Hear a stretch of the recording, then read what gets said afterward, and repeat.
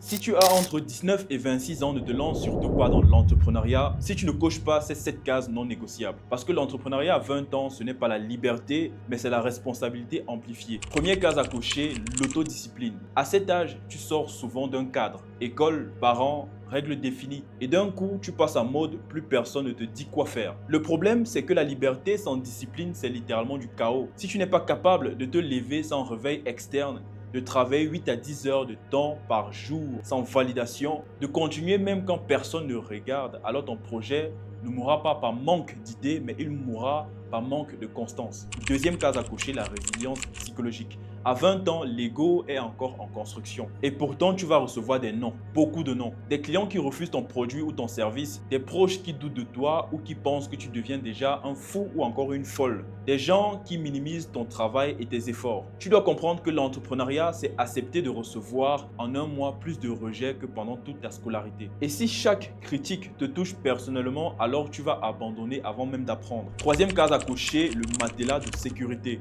Lancer un business avec 0 francs et espérer vivre le mois suivant, c'est un mythe. Il te faut au minimum 6 mois de respiration financière. Économie, job à côté, revenus annexes, peu importe d'où ça vient, car sinon chaque décision sera prise sous pression.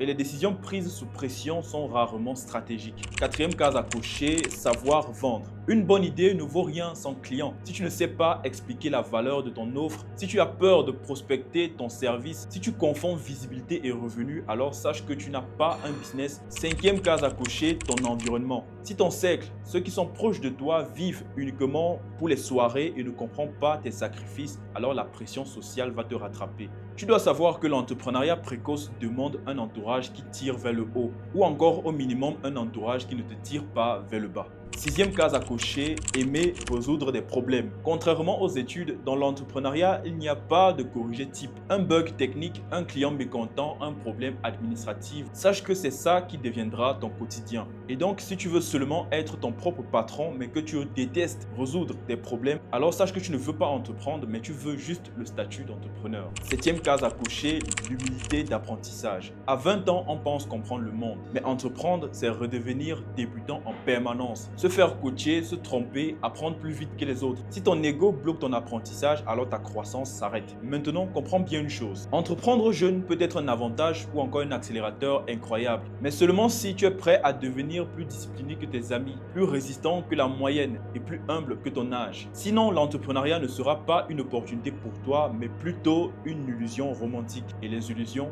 coûtent cher. Maintenant, j'aimerais savoir, écris en commentaire parmi les 7 cases à cocher, quelle est la case ou les cases qui te manquent?